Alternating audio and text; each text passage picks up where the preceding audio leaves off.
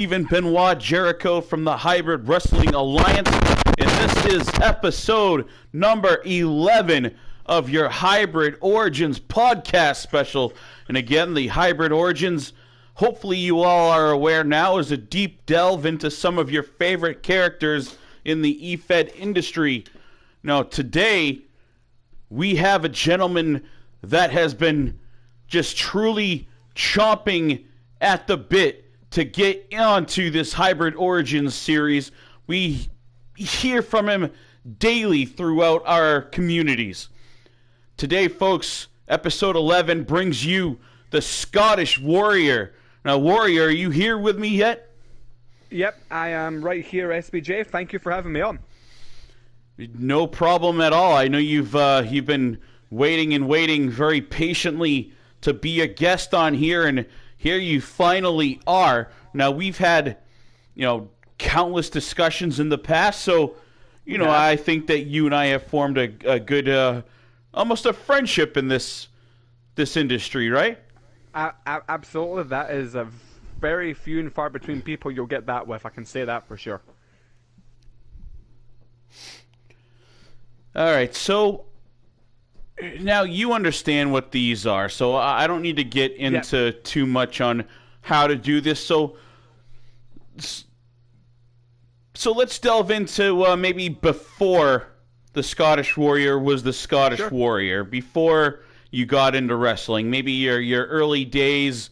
When did you decide you wanted to be a wrestler, Warrior? It was more when I started watching the business as a really young kid. And I was just amazed by what was going on in the ring, and one match in particular stands out to me, which was the Bad Blood 1997 Hell in a Cell match between Undertaker and Shawn Michaels. That match is just resonated with me. When you have those moments of things that resonate with you, it doesn't leave you, and that match has never left me. And that's when I made up my mind that I fell in love with the business and I wanted to be involved in it in some capacity. That's pretty common. A lot of people they see that, and I'm sure that there are a lot of kids out there today that will see, some Scottish Warrior Ian matches, on TV, and that's going to push them towards this career, because there's a huge following, of kids, both girls and boys, that follow, especially HWA. So, Absolutely.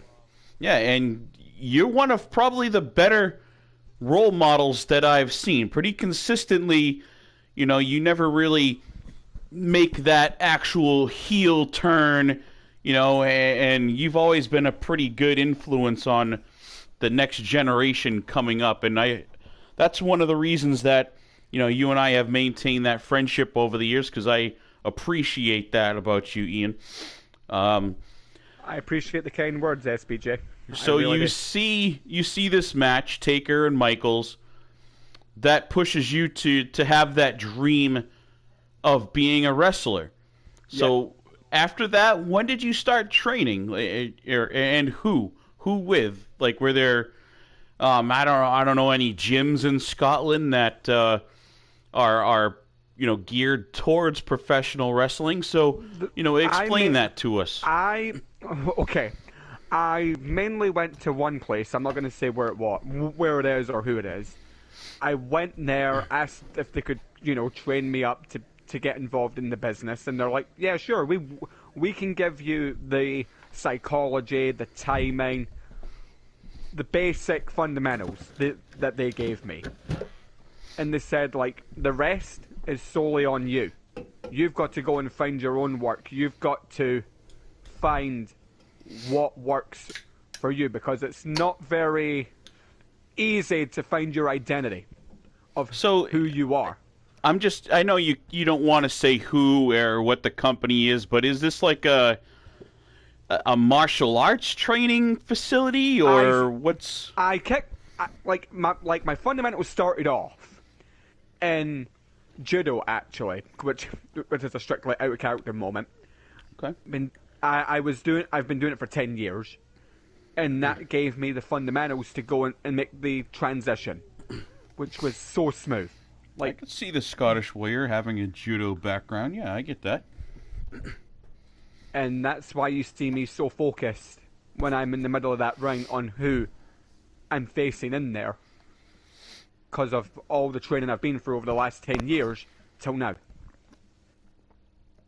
And I can see that training that you had, along with the psychology of it, and just you seem to have that natural, that air, that heart inside you that keeps you from, giving up. You just go and you go, right? Yep. I fight until I can't fight no more. And that's what I'm all about. Like, I look for those fights that appeal to me in that sense. Oh, look who it is. Jack Harvey's checking in. Your buddy Jack Harvey's on here. My brother. Your brother, Jack. Hey, Jack, thank you for checking in. Sander Cool, always supporting us. Thanks for checking in here. And GM Draven checking in, the representative, if you will, of Reed Razor. A very diverse crowd you got going here so far, checking on things, Warrior. Remember, everyone that's here, make sure you pound that like button for this Scottish Warrior interview here, guys. And fire off any questions you guys may have. James Seal checking in, hitting the like button. In my career, in my whole career, this is the first interview I've actually taken. Strangely enough, this is, out of 11 we've had, we're probably 8 or 9 people that said the same thing. So I'm very honored, and I didn't realize that about this one, Ian, but great to hear, and I'm definitely proud to be part of that. And for the fans that are liking, if you have questions, I'll do my best to follow along so we can get those out to Ian. Feel free at any time. If somebody's got a question, feel free to put it to me. So I just wanted to touch base because, Jack is new to following along with HWA, really. So I just wanted to, help him feel welcome here. I know he's still just a guest, and he's, been in your corner. And I think I heard rumors that you may have a match on the next Uprising card. And I don't know if Jack is still hanging around, if you plan on being in your corner or not. So, again, if you are, Jack, welcome. So Jack, you get your... Yeah, go ahead. Here in HWA, Jack is more than welcome to come backstage, be in my locker room, and be in my corner for any match that he wishes to. Definitely, and Sergio already said that too. Jack handled himself very well. He stayed out of trouble last time he was here. He earned that trust. So, and we very well would have allowed it if he was there, sticking up. If the odds changed against you, but welcome, Jack. So you get this judo background after you decided, you want to be a wrestler. How did you? Is it a sensei? Yeah, sensei. In judo, yeah. Sensei, yeah. So he gives you the background you need and helps you focus mentally. But knowing your main goal is to be a professional wrestler. So how on earth did you transition over what you were learning in the judo, and where did you have to come to the States? Did you go to Europe? How? I started in Europe. Okay. And I was applying my trade over there in the Indies, and people were helping me out learn even deeper of the psychology. And then it was when I was over there in Europe, they said to me, hey, why don't you go over to the States and apply your trade there? Because you'll get a different look, a different feel, and most importantly, a different crowd who will react differently to you each and every show. Because you need that as an up-and-coming talent to get in front of as many people as you possibly can. And I saw that as an opportunity to go to the States and learn from the best over there in the States. And I learned from some of the most fantastic people over there and in Europe to where I am right here, right now. So I saw a picture of you with I don't remember the brand, but there were three of you standing side by side in a picture. Very young men. You were in the middle. Then you had your arms wrapped around two kind of smaller guys. But you all had, the same shirt on from the same training facility. Do you remember the picture that I'm speaking of? You were standing in a ring in a training facility. Do you remember that picture? I remember the picture. I just don't remember the two people who were at either side of me. So one of them was a very, very young Jack Harvey, who's checking in here. And the other one was a dear friend of yours, rest in peace, Cody. The three of you standing in the ring together. Iconic picture, and I hope we can get that. I hope we can get that posted up on the page. You guys were great talents back then in those early days. You may not remember me, but I was a talent scout back then when you first started. I remember the three of you very clearly. But there's just one of the more iconic pictures. You could tell you guys the love that you had for the sport and the camaraderie you were building, which developed even further into XCW and beyond. So, yep, the three of us were family. Me, Jack, and Cody. Us three were family. But unfortunately, when you lose one brother, the other two, me and Jack, we are always trying to carry on Cody's legacy. That's what drives me now at this late stage in my career, is carrying on his legacy so that people never forget who Cody is or how good he was. Trust me, SBJ, you didn't see the matches back in the day that Cody was in. The most phenomenal matches I have ever seen.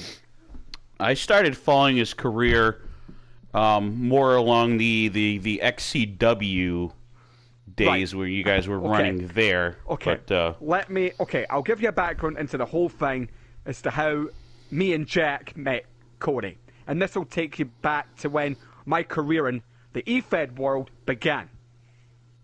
8 years ago, me and Jack we had obviously graduated from training together, and we went off to find places to work. And we caught the eye of one place that we wanted to go. But the guy ended up saying to us, hey, look, I think we're shutting down. We've not united together in years. But I can put you in touch with one other guy by the name, I don't know if you've heard of this man, Scooter St. William. It doesn't ring a bell. No, a.k.a. Scott Casey Gale. Ah, yes, okay, I just didn't know the nickname, but I know of Scott Casey Gale, yep. So, Jack and I got in touch with Scott through this contact from the other place. We spoke to him, and he had just made a group called the WWNWS, the Worldwide Nation Wrestling Shooters, which was meant to be about wrestling news, articles, reviews, things of that realm on that channel, yeah? But what ended up happening was promos started coming out, and at this point, I'd only wrestled. I had never cut a promo in my life, right? So I didn't know what I was doing. I was naive and inexperienced, and they were going up on the Shooters channel. Until one promo came out, and it was from Cody himself, and he wasn't sure on Jack and I in the beginning, because, us Brits, you know how it is, how some people are in the States with Brits. But then we got speaking to Cody, he began to like us, and then Jack Harvey founded what is now known as the NWS Revolution, which has been around for 8 years, and our motto is there's always room for one more. And that's how we met Cody, along with many others. I think Jack had mentioned something. Where was I? I was chatting with Jack either in XCW or possibly in 3-Dub, and he had mentioned that. I don't remember where it was, but interesting. So you guys have been. That must have been a really old picture. If you've known each other for what, 10 years now? Yeah, 10 years, Jack and I, yeah. Near enough. Yep. And other fun pictures I saw, you guys kind of hamming it up with some other wrestlers. You're out in the snow, and then you're hanging out in the hot tub together. That was kind of some cool stops there. Blaze Radio checking in. What's up, Blaze? Thank you again for popping in and hitting that like button for us on this chat with the Scottish Warrior. Ian here on the episode 11 of the Hybrid Origins. Blaze always likes to check in. For those of you that don't know Blaze, go check out his channel. Always supporting a lot of different wrestling communities, even separate from our own probably 30 federation group. And you will also run into characters that you may know in his shows as well. So go check them out. Jacuzzi with a little bit of the bubbly, says Jack. Yep, that was a thing. A thing. He's not wrong. All right, so the three of you form up. This is early on. The three of you form up. You get your career kicked off. Where is the first? So you get into the amateur scene. Was there any big memorable match that really, was like, yes, this I got this, I can do this, I can go to the next level. This is what, my dream is going to come true. Was there any match that really spoke to you like that, Ian? For me, it was a match against Jack Harvey in the NWS. We made our own match based off of an actual match called The Cane of Insanity, where it's a death match, pretty much. And we went in there, we had the match, it was bloody, brutal. And after that match, we both had that moment of when you both know it's time to level up, it's time to step up your game. And after that, weirdly enough, that's exactly what we did after that one match.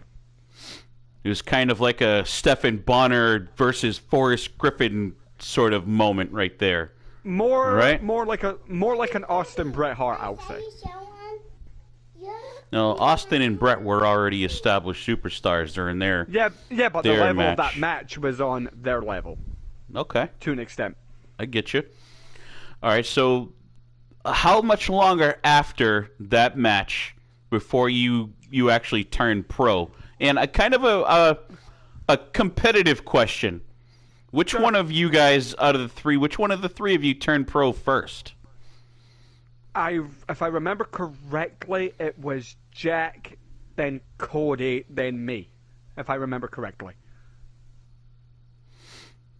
Okay, that's what I thought I remember hearing. I know it was pretty close.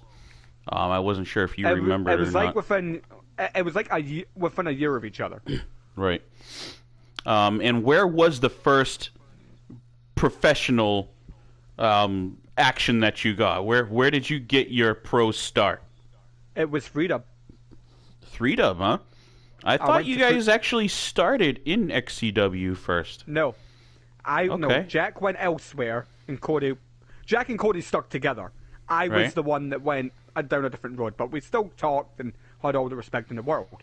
Yeah. I went to Freedom back in season 2, and they brought me in under the tutelage of Remy and Vlad Michaels in the Disciples of Darkness. Now, at this point in my career, I didn't know what a call was either.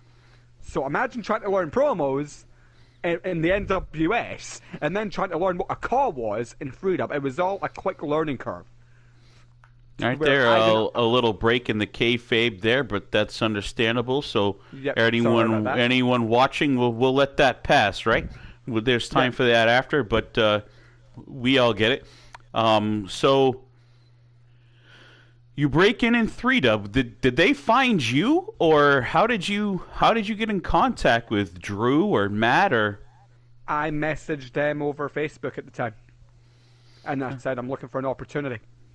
Okay. And they gave me the opportunity, and I stayed there for like 3 months, something like that. That's why I didn't really know that you started there. Okay. And I was with the same two in the same faction, and it got to the point where, because I was like, wait, what am I doing? And if I remember correctly, the Disciples of Darkness had the tag team titles at that time as well. So I left because it's like I don't see any progression, if that makes sense, at that time. Yeah, you were just kicking off. They didn't really know who you were. You were still sort of, learning the industry. It makes sense. A lot of people don't usually stay with the original company. They it often doesn't work out, because the bigger established companies are looking for, the guys that are there and that are ready and already know and aren't, trying to learn. So sometimes you part ways. Yeah, that's fine. And that's when I found XCW. By complete chance. Complete and utter chance. I don't mean to laugh. GM Draven, he's the manager of Reed Razor. Okay. He just says, "Yes, Ian, please, was your favorite moment watching Xander Cool get hit by a car?" He's asking if that's been your favorite moment. No. A little bit of a smart aleck. This GM Draven seems to be, right? I see what he's doing. So, okay, where'd you go from 3Dub? 3Dub's a pretty big place to start. Maybe a little bit. This isn't a bash at you, but maybe a little bit overwhelmed, or maybe felt like it was too big and you didn't find your place right away. I felt like I didn't fit in at that time. Like as a rookie, going from a company that was founded by your brother to a company that was like near enough mainstream, you're not ready for that. Absolutely, it's understandable. This is your first dipping your toe into the big leagues. Yep. So I then go to XCW. Okay, that's why I thought you started there. No. Yeah. Okay. No, I was on a Facebook Live with Michael O'Connor, and I asked him to give me an opportunity. Mike, and he's like, well, Mike's one of those places that gives a lot of people their big breaks. Definitely. Shout out to Mike O'Connor and XCW. And that's where I found myself. I've been there like 4 years straight, yeah? And the amount of trust that Mike gives you, he gives you the angle, you run it accordingly. And I quickly became more experienced to the point where he put me in main events. And at one point, I was the top heel in XCW. And I competed against Aaron O'Connor for months. He got wins, I got wins. But no, XCW was where I found truly... And this is when I was going by the Ian King name as well. Right, that's where I didn't really get to know you very well until those days when you were Ian King. Yeah. Under that moniker, right? But that's where I found myself. And I became confident in that place. And I would say to anyone who's just starting out, go to XCW. Find yourself there. Because I promise you, Mike will treat you right. If you give him the consistency of promos, he'll trust you. And then when you find your character, go elsewhere. Dare I say, in comparison terms, XCW was my developmental of what I should have done. Yeah, nothing wrong with that at all. And like I said too, he gives tons of people opportunities. It's always up to you to shine in it. Exactly. But the opportunity is presented to you. You just gotta grab it, and which you did. So, great job with that. And I know when I finally met Mike and was introduced to XCW, you were already established, and immediately you were the first person that I saw on the page as I was sort of sitting back and doing my scouting spot there. So, and basically, I think there was a stretch there where you were the only face taking up the whole wall in XCW. Yep. Promo after promo, yeah. Yeah, Plenty because to I say. wanted to. Yeah, because I wanted to show my dedication and my hard work, and that I loved XCW. I still do. So, a quick question from Sander Cool. Sure. I got to kind of reword what he wrote here because sometimes Sander goes off and he's excitable and he doesn't really make any sense. So let me reword this a little bit. So, Ian, who was your most interesting opponent that you faced off with? I guess it can be through your whole career if there's one or two that you can think of. Oh, later on there was a few interesting people, but if I had to pick one from my early days, it would be Cody. Okay. So you guys, it sounds like you did a lot of fighting your brothers there, kind of like sibling rivalry almost. Yeah, it kind of feels like. Yeah, that's exactly what it was. I'd never beaten Cody, but that was okay with me because I was learning from him and he was learning from me, and it sat so well with me. Being like, right, okay, I may lose every time and get my ass whipped, but I'm still learning from the icon, which was Cody, and still is. But if... Right, I'll let you ask the next question, SBJ. All right, so Cody stands out as probably one of your top feuds, top matches. Yep. So... XCW, you're established now, right? Yep. So that's a little bit of the past and present. So what's going on right now? Now I've seen a ton of you, both in XCW. It seems like you've taken on a little bit of a GM role for a little while. I'm in transition. Yeah, I'm in transition over there because I've done pretty much near enough all that there is to do. So I'm in transition to try build XCW more in a executive capacity. Which is when Mike approached me and said, hey, do you want to book Blurring the Borderlines? I'm like, hell yeah. Of course I'm going to book that.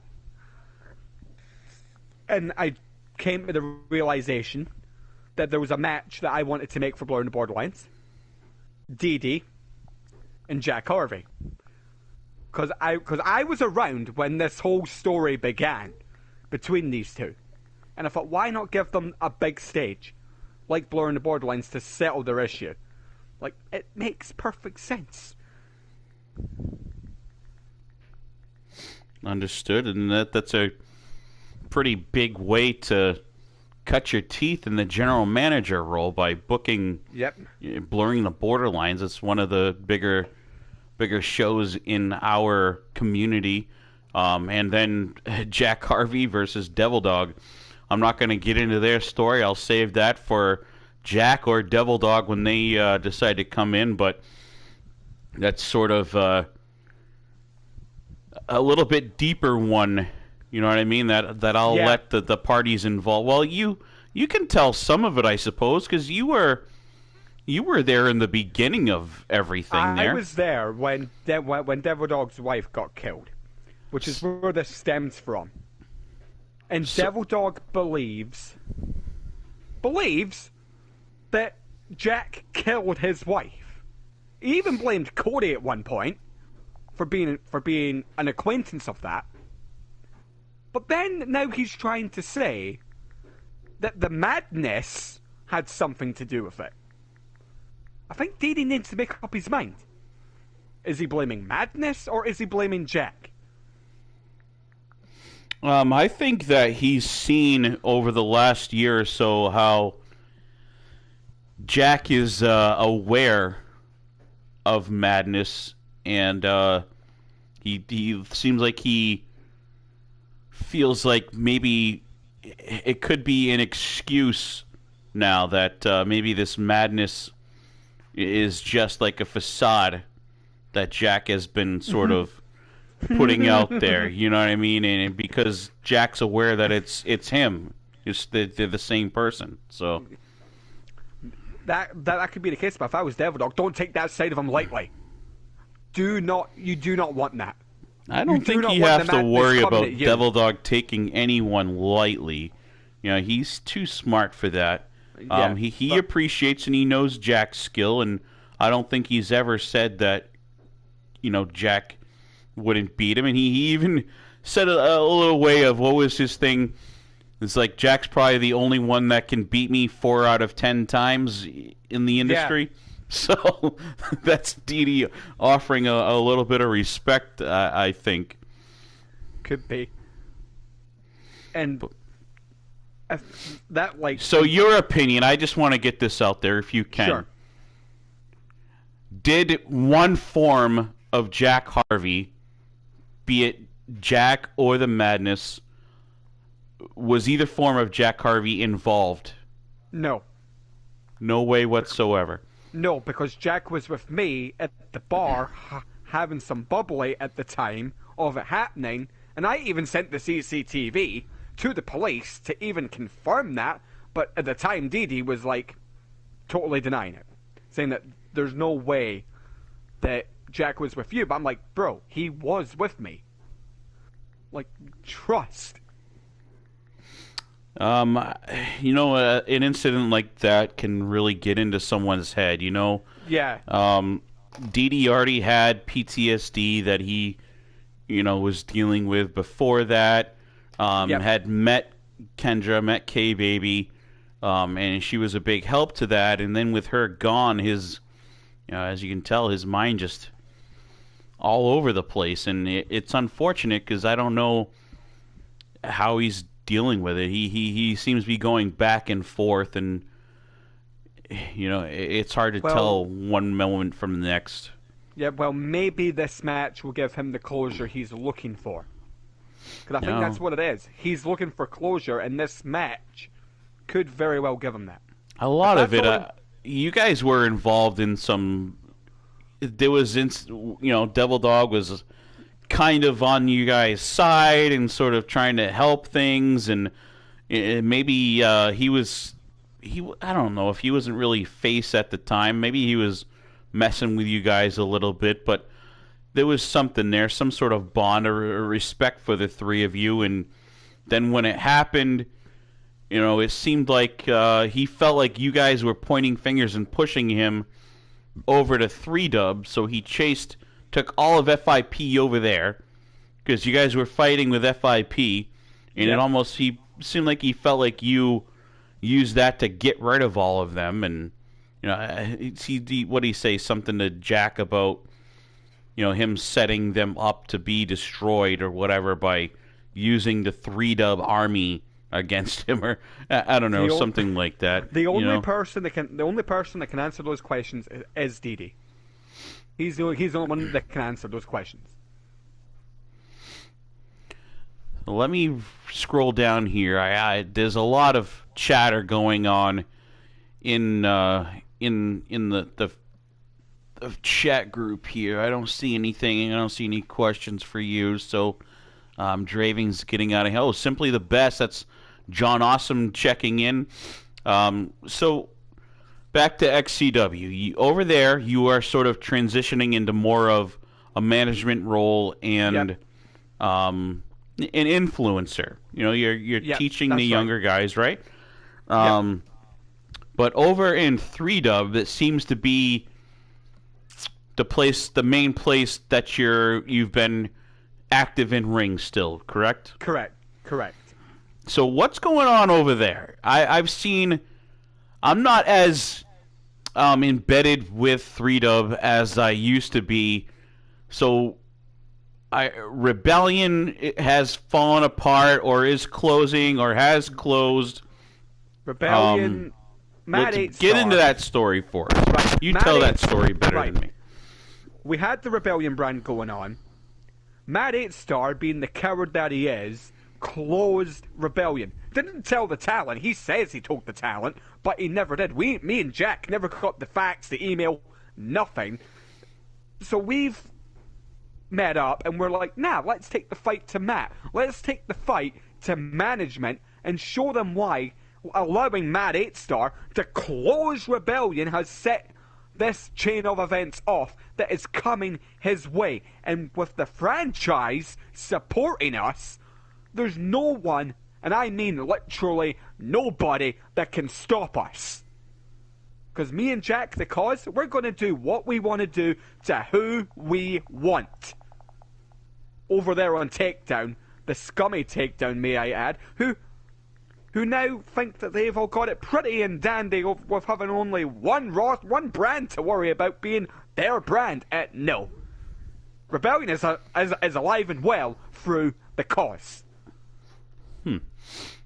Seems like they're pretty set in their ways. From what I've talked to Drew, he's actually one of the chairman, the shareholders union that sort of has the ownership of HWA, and it doesn't seem like there's really any hope on Rebellion staying a brand at all. From what he's saying, he's pretty adamant that's gone. So what are you guys really fighting for if there's no chance of Rebellion coming back? We're going to keep fighting to get rid of Matt 8-Star. Get rid of those that took away our home. That's what we're going to fight for. Do you think he was malicious by closing it, or do you think it was a business decision because a lack of ratings and support and money and down the line? No, Matt did it for his own ego to stop the success of the United States champion and the current internet champion from going higher. That's why he did it. Because he saw the success that Jack and I were having, and he's like, nope, cut off Rebellion.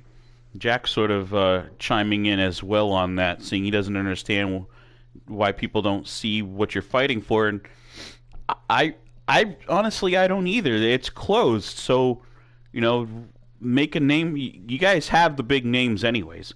You could easily roll over to the one show that there is now and just continue on and climb those ranks, or reestablish yourself there. If you saw what we did on Takedown last week and think that was despicable, you ain't seen nothing yet. I saw the two of you clobbering someone that I didn't recognize with a chair. If you think that was bad, you ain't seen nothing yet. We've got things planned of what we're going to do, but that'll be telling. I'll stay out of that. I don't want to get involved in that. This is just questionnaire, so I hope you don't retarget some of this animosity the wrong way. So we will not attack you, SPJ. That's what I was looking for. You're safe. I appreciate that. So you're basically telling me that at this point, it's more along the lines of a battle for almost just respect, it seems like. Yeah. That's exactly what it is. That's exactly what this is. Okay. So it's not about trying to keep the Rebellion brand doors open. It's we feel like if you disrespect us, we're going to disrespect you. You disrespected us by closing Rebellion. We're going to disrespect you and take your company. Okay. I guess it makes more sense to me now, because as an outsider, I know from a business standpoint, Rebellion is just done. There's no bringing it back. It formed over from Bloodlust, which was a dying brand. So it seemed doomed from the beginning anyway. So yep. You're not fighting for that brand. You're fighting for the respect of people that were on it and may have been displaced because of it closing. Yes. Perfect. Yes. Okay.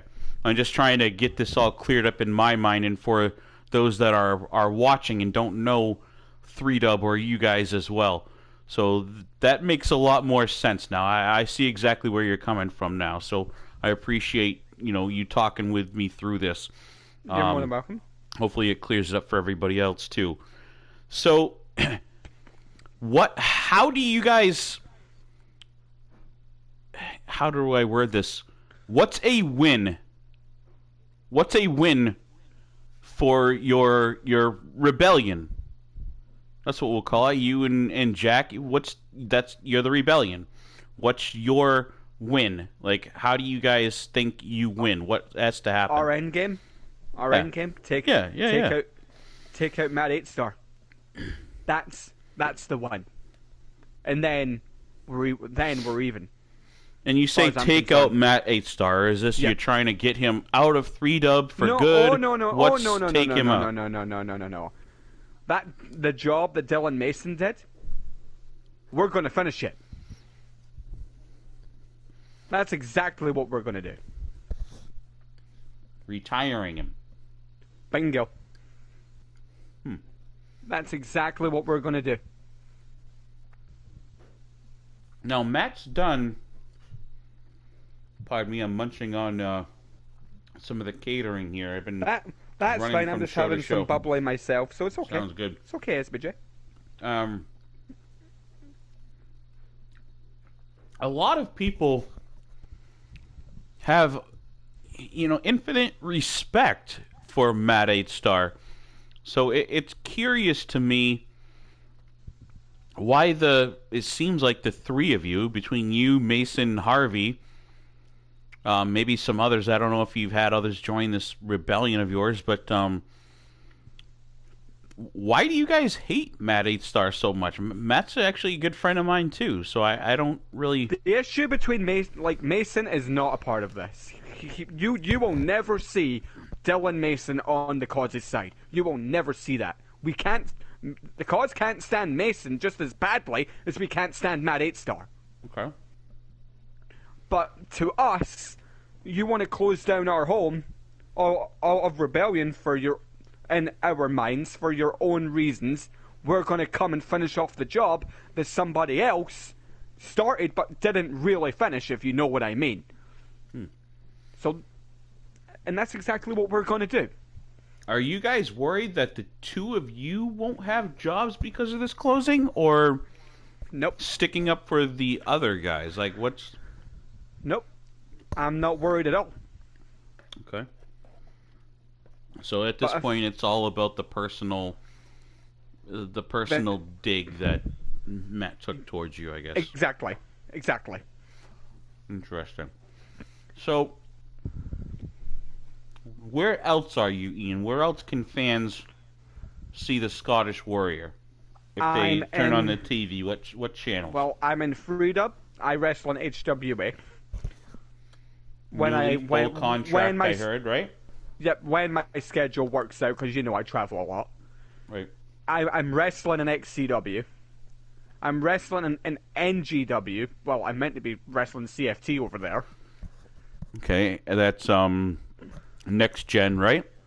Yeah, Next Gen, yeah. Nick Plowden's company, that's a subsidiary of 3WA, right? Yep, and a couple of weeks ago, I got an offer from Lit. They came to me and said, we want to sign you. Oh, Jonathan Prada's company, okay. Yep, they came to me and they said, we want to sign you. And at that current time, I then didn't feel it was right. Because as an up-and-comer, you want to get the experience, but when you're experienced as I am, you're only going to want to wrestle certain places. Like, I'm in New Era Wrestling on top of the other places that I am right now.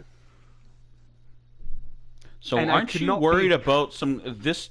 I don't mean to cut you off there, but are you worried about this point in your career having what those of us in the industry called a burnout?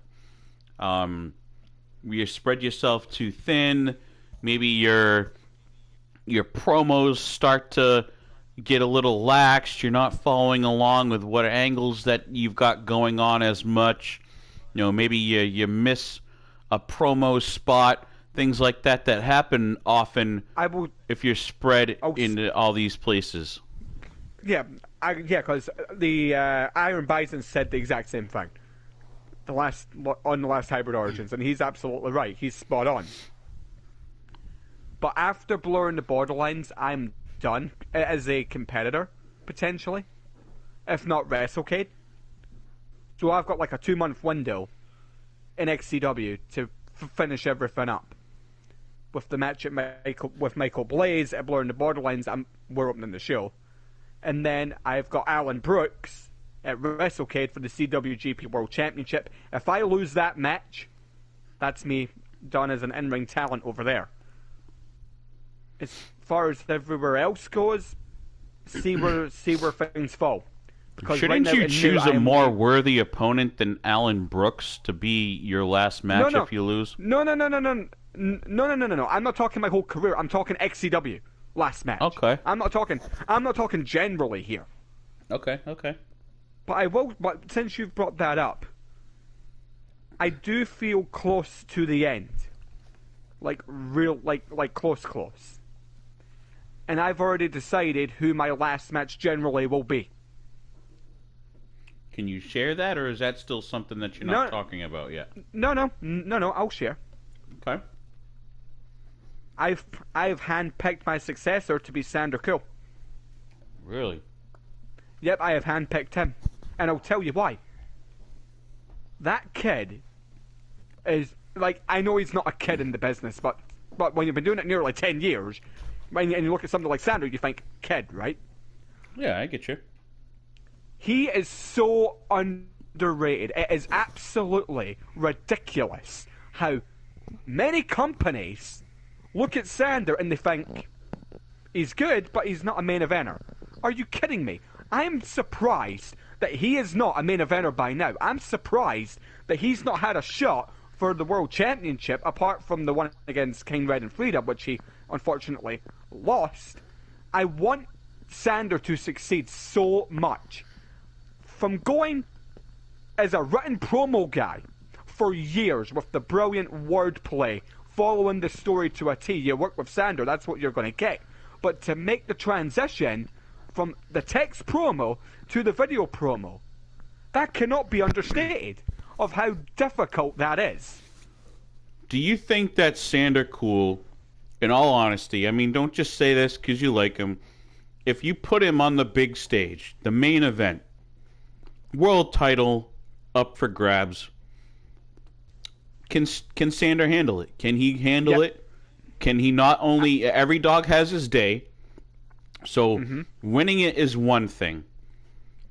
That puts a target on your back. Can Sander defend it and have a title reign? Is a better question. Absolutely. I have every confidence in him.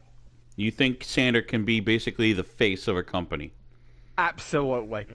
I have 100% confidence in that young man to do it if he's given the chance. I believe in him. Hell, I'm even training him right now for his match in New Era Wrestling coming up at Last Ride with DJB. I'm training him for that match. And let me tell you, the aggression I've seen in him in training for that match is the most aggressive Sander I've ever seen and felt in the ring. So he's got it in him. Absolutely he does. And there's one other person, if you were to ask me who my two underrated people are, Sander's one of them. The other one is Brooke Lenore. Okay, I know Brooke. Yep. She runs the podcasts over in 3Dub, and I see her a lot in NEW now. Yep. As a talent, so underrated. Yes, she's got the confidence, but the problem is believability. Not a problem, but something to improve on. Yeah. She might not have that look like Athena. You can tell just looking at her. Yes. She's a champion. Yes. Right. And dare I say, I'm open to help Brooke get better. I'm open to do that with any talent that feel they are if they're underrated in their mind, come to me. I'll watch your promos and I'll tell you where you can improve. CFT doesn't agree with you at all. Of course he would. Of course he wouldn't. It's CFT we're talking about. That clown doesn't agree with me because he knows I'm right. So it's okay to swallow that pride of yours and that put the ego to the side and just admit that I'm right when it comes to Brooke, yeah? And if I'm being totally honest with you, SBJ, there's only a few big fights that I've had that I feel need to happen again. Because one of them I feel didn't go down.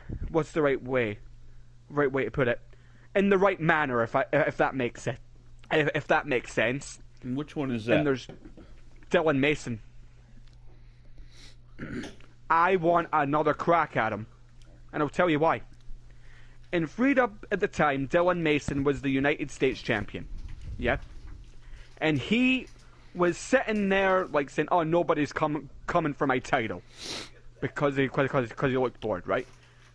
And this is where I say to talent, if you see an opportunity like that, take it. I saw it, and I'm like, right, okay. I'll go after Mason. I'll go for the United States title and take it from him. So here's me plugging away, doing everything I can, and at this point I was doing live promos at the time, which is now something I've learned not to do. But at that time, I'm still a bit naive, right? So I didn't say that. I thought that a lot, but I didn't say it. No, I knew it. I knew it, yeah? So I'm doing everything I can to lure Mason out. He's not coming out. And I'm like, what the fuck do I have to do to get this guy to talk? And then he comes out with the most brilliant idea that universally ended up helping me anyway. Netflix Mason came out. I remember that. Yes. And he buried me, but he got me better. With that Netflix series he did, that got me better. And it stepped up my game. So in a weird way, I have to thank Mason for that. Because he brought me up, just like James Black did when I worked in, when I made my comeback to Freedom.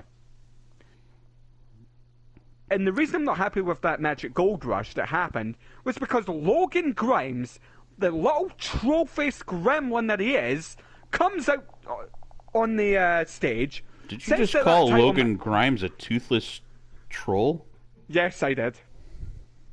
Okay. Because he comes out and says, "Oh, that match was his." Distracts me, my own fault. But Mason hits me with one Psycho Addict, 1, 2, 3. I'm sorry. That's not sat well with me for a long time. And I'm like, right, I need to get a rematch. So that I can show Mason just how good I really am. Now, Mason is one of those guys that, those top tier guys where if you want to see how good you are, you give it a go. And just basically people are throwing themselves at him to see how long they can last. Absolutely. Most people have no plans on beating him. Are you one that knows you can't beat him, but you want to test yourself? Or do you think that Ian, the Scottish Warrior, could really stand toe-to-toe with Mason and beat him? I think I can beat him. One-on-one with no interference, no excuses. I could beat him. No doubt in my mind. Yes, Mason is brilliant at the promos, the wordplay, the character development. But the one thing that in a five match series, yes, who goes over? I'd say it goes down to the last match, and I'm talking, and no more, Mason gets it, and no more. That's how close I think how far I can push him in a best of 5. I could get him down to the 5th match, and if I beat him in that 5th match, it validates everything, saying that I now know I can hang with the top tier guys. If you can beat Mason in a best of 5 series, you could arguably be thought of as one of the greats, one of the top top 3 in the industry if you could go Absolutely. over on Mason. Absolutely. Because so far, the only person that I've seen that comes that close would be, your Iron Bison and your James Black. And though we have both of those guys here in HWA. Exactly. And if I can say something about Bison real quick. Of course. I wrestled him here in HWA one time before. To where he had security guards and they got involved and nothing was really settled between Bison and I here in HWA. I remember the match very well. Okay. But in New Era Wrestling, I was on fire. And Bison brought it to me in promos, I brought it right back. And I ended up pinning him and becoming the first ever NEW United Kingdom champion in the triple threat match with myself, Mike Storm, and Bison. Nobody gave me a hope in hell of going into that match to win it. Bison was the favourite going in, believe it or not. And I pinned the favourite.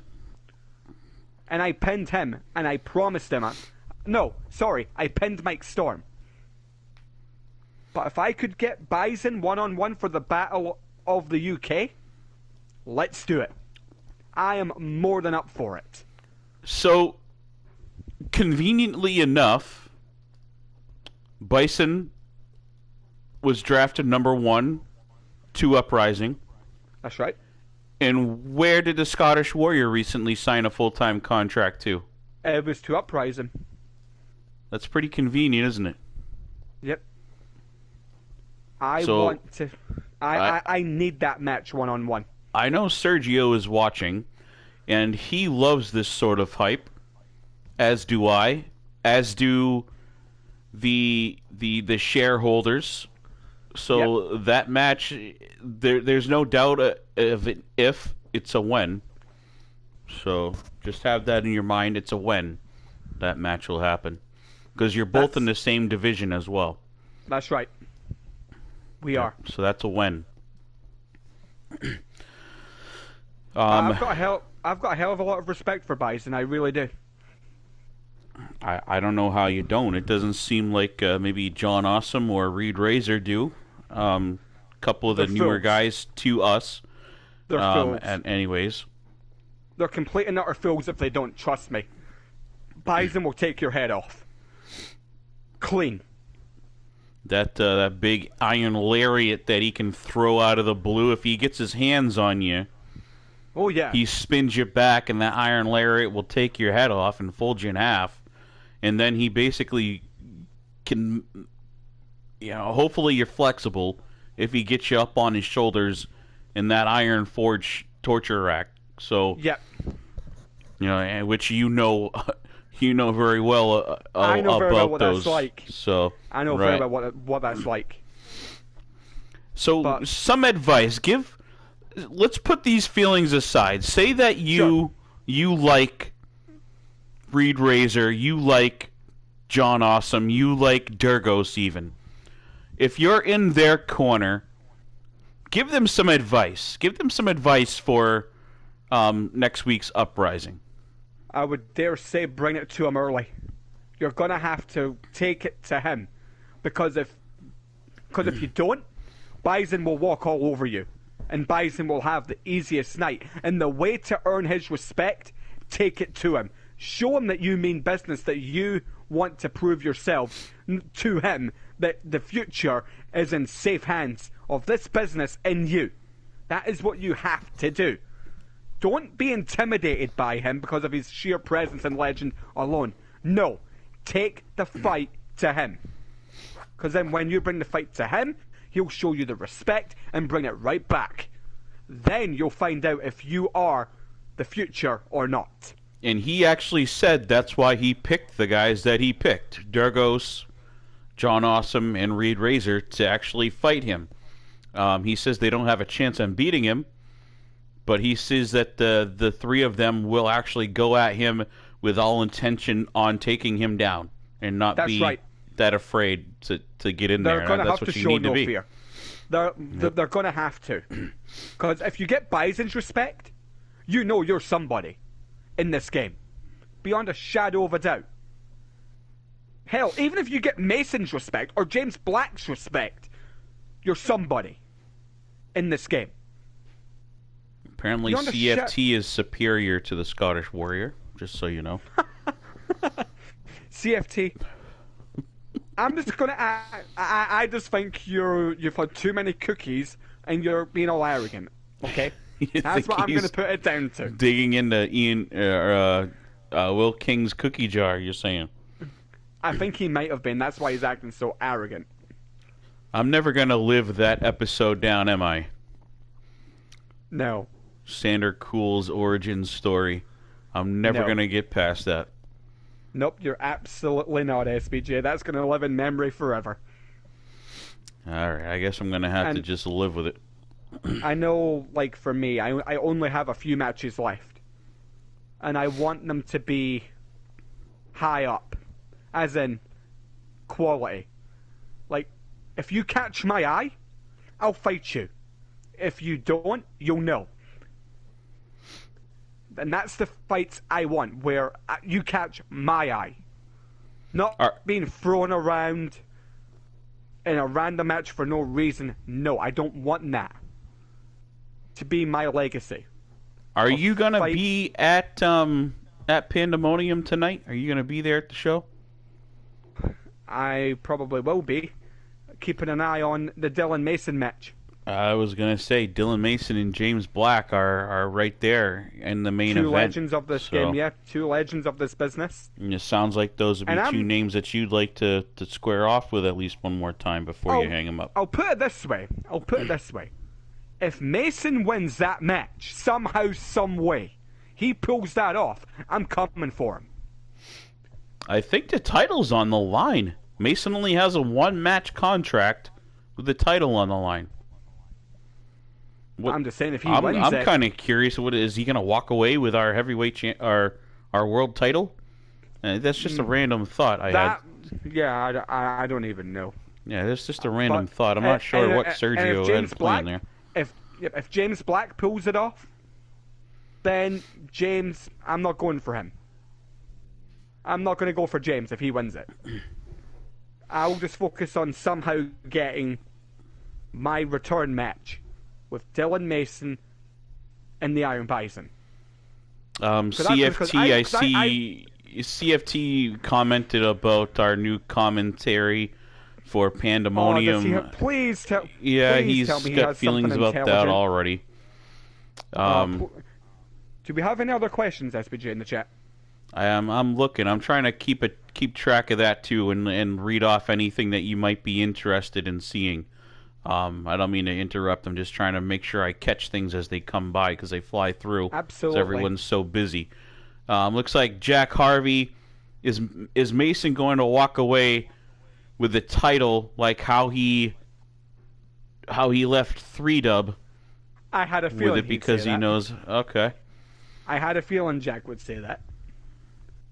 And Jack's got just as much of a case to fight Dylan Mason as I do. Like, Jack was scheduled to fight Dylan Mason in 3-Dub for that championship, and Mason just walked away like a coward. Because he damn well knows Jack can beat him one-on-one. Yeah, congratulations, you pinned him in the chamber. But did that really prove anything? No. Mason, here's a tip, yeah? If you want to prove you're better than Jack, how about you grow the set of nuts that you clearly left in 3-Dub, come back to 3-Dub and fight Jack? How about that? I'm always curious. So I'm always curious.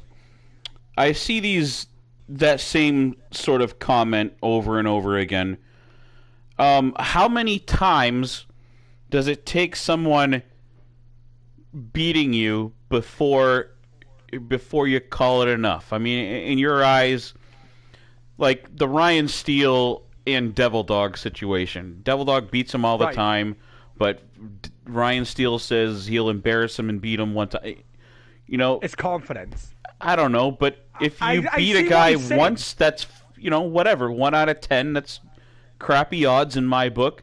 Yeah, you went over on him once. Every dog has his day.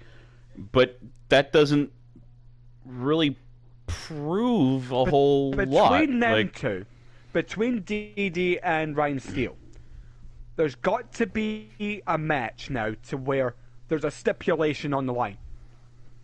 To where if DD wins, Ryan Steele can't get him. But if Ryan Steele wins, he can. He can get like maybe a championship match or something. Because I think that's what Ryan Steele could be looking for. A championship match, and the way to get it is going through DD. Devil Dog's given him opportunities. He challenged DD like 3 times in a row for his IWA title over there, and Devil Dog made him look foolish 3 times in a row. And then in tag match as well. So when is it enough? Like, if you can't beat Dylan Mason as many times as you fought him, or if Jack Harvey hasn't, what's one more time going to do? What's one win against him going to do? Like, is there a number that shows who's better than who? I've only fought Mason once, and that was in Freedom. Jack's only fought him once. If Mason won, like, let's say 4 out of 5 against me, then fair. That's the magic number for you for one superstar to leave the other superstar alone and just count it as a loss. You think 4 out of 5 times losing to a guy? Yep. Okay. 4 out of 5. I think Ryan Steele should just hang up his boots and stop going after DD then at those numbers. So that's time. So it would be wise. So let's Sander. What's Sander saying here? We got Jack Harvey, 1 win to show you can beat them. I mean, anyone can beat someone 1 time in their life. You know what I mean? Maybe the guy has a bad day. Maybe he's nursing an injury. Maybe he drank too much the night before, which is often the case in Devil Dog's repertoire. He's been known to knock the bottle back a time or two. You know, anyone can beat anyone randomly 1 out of 10 times. So I guess I don't know. Maybe Devil Dog says fuck it and he'll lay down on his back and let Steele pin him once just to shut him up. Maybe, but all right. So let's get back to the Scottish Warrior. Sure. That's what this is about. We get sidetracked because there's a lot going on in this EFED world of ours. We're a little over the hour mark. So let's freeform. Is there anything specific? The future of the Scottish Warrior. So you say that you're nearing the end of your days, possibly. Is there a goal in sight? Like, is there a day in sight?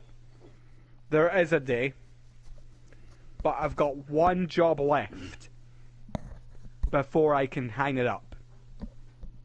I want to win the Freedom World Championship to validate my entire career.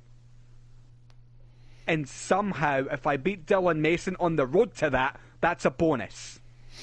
So but you're looking at, as some other people do, of 3-Dub being the Mecca. Yep. If I can win the world title there, and I've given myself a deadline to try to do it by. But I'm not going to say what that deadline is apart from, let's say, a year and 2 months. I've given myself to win that title by then. Okay, that's fair enough. So we see the closing of your career.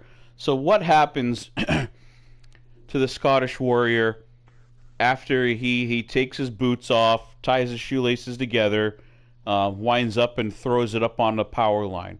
Where does the Scottish Warrior go from there? I go and help the younger generation. I become like what form? A training facility or? Yep. I'll train people because I love helping people get better than I do myself. Like, I don't want to worry about me. I want to worry about the future. That's why you're seeing less and less around lately, because I'm not focused on helping the future get better. And if the future say to me, hey, why don't, you've done enough, hang it up, and if they've got a legitimate point, then even before my deadline, I might start considering it if the future, goes really, really well. But Okay, for if me, you've it's hit coaching enough the of those future. goals, if you've hit enough of those goals before you hang them up, it could be sooner than what you're saying. Yeah. What you think? Okay. So a question here. I've got to get ready to wrap this up too because I have an autograph signing to go hit. But Sander I can Cool take has care a of it. question here. Is what do you Sure. think of the Fatal 4-Way for the TV title at Pandemonium tonight? What's your thoughts on that? Who's in the 4-way? So that's Sander Cool, Hired Gun. I don't know if you're familiar with Hired Gun No, yet. I'm not. So Hired Gun, he's for lack of a better term, he's a goon. He's the one that hit Sander Cool with his car, left him laying in the parking lot, the parking garage. He's been randomly attacking. It seems random. No reason at all, just attacking everyone in their matches. Right. Who else is in that match? We got Sander. We got Ryan Steele. No, not Ryan Steele. Ryan Steele in that match? Maybe Ryan Steele. I don't have it right here in front of me, and I've been not paying as much attention. No, Ryan Steele's in the match with Devil Dog. Yeah, Jimmy Shadow and Martrix. There you go. Thank you, Sander. Jesus. I've been laying back, in all honesty, because of Sergio and Lawler sort of taking over and right. handling Pandemonium. I've been sort of relaxing, to be honest. I apologize I wasn't on top of that question. For me, out of those 4 men, I got to go Sander. This is Sander's match all day. I had a feeling you were going to say that. You think Sander's going to defend? Absolutely. No doubt in my mind. And to those who don't know Sander now, get real familiar. So, some closing words from the Scottish Warrior.